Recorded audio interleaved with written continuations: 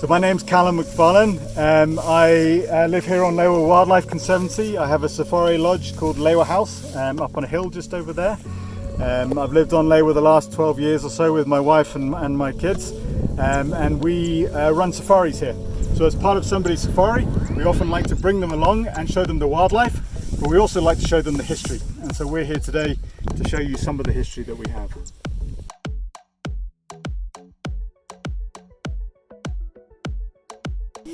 So here we are on Lewa, and we're at what we call the hand axe site here on Lewa.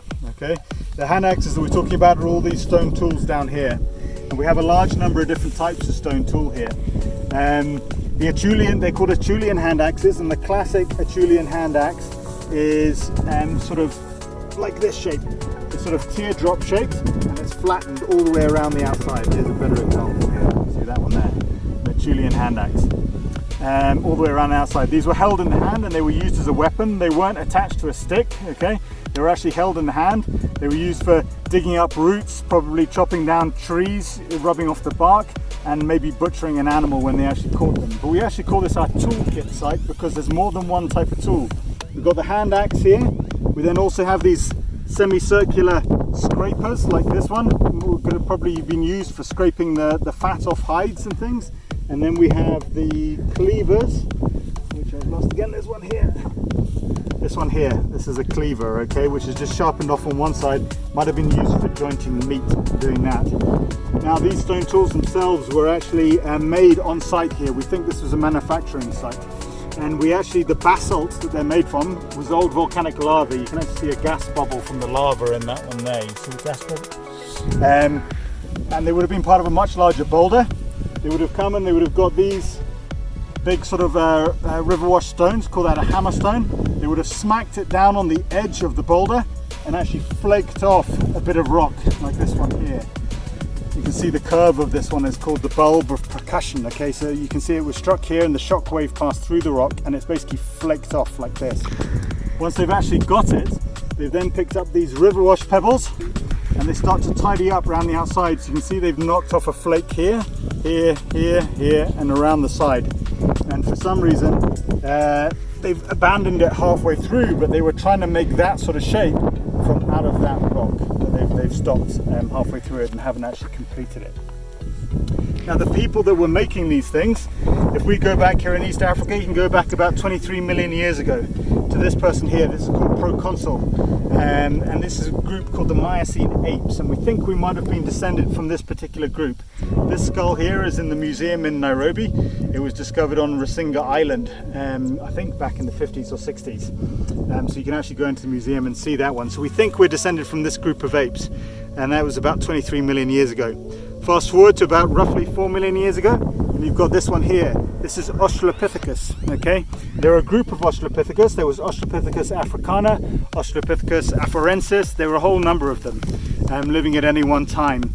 And I'll just use this one. This one is Lucy, the famous Lucy, just as an example of the Australopithecus group.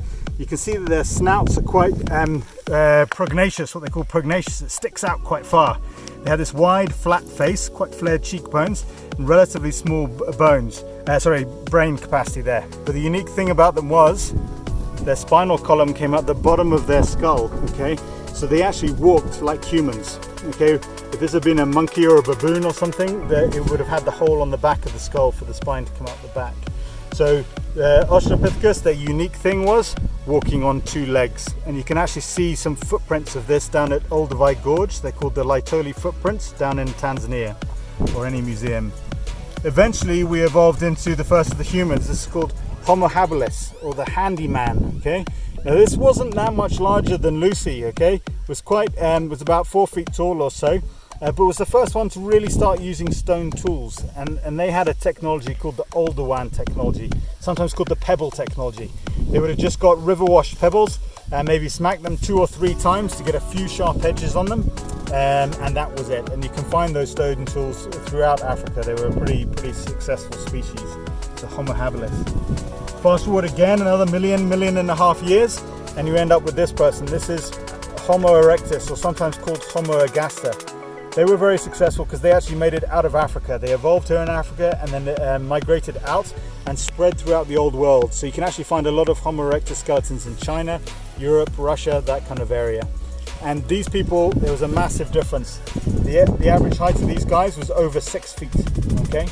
And the reason why it was over 6 feet was these guys are mostly scavenging, the Homo erectus and the Australopithecines, scavenging on old lion carcasses, maybe digging up some roots and tubers. These guys are now actively hunting. They're bringing down big game, okay?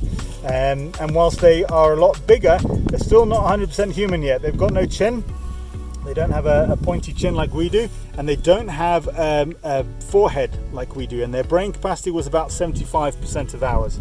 But they used stone tools and they had access to fire. They were now able to cook. So by cooking their food, that liberated much more nutrition from it, and they were able to grow much taller in size. Okay, so that was Homo erectus or Homo gaster.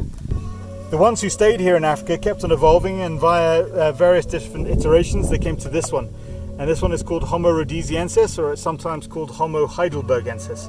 And again, evolved here in Africa, but made it outside of Africa, went right the way up through Europe and through Russia, and eventually evolved into two new species outside Africa. One was the Neanderthals in Europe, and then up in Russia, they evolved into the Denisovans.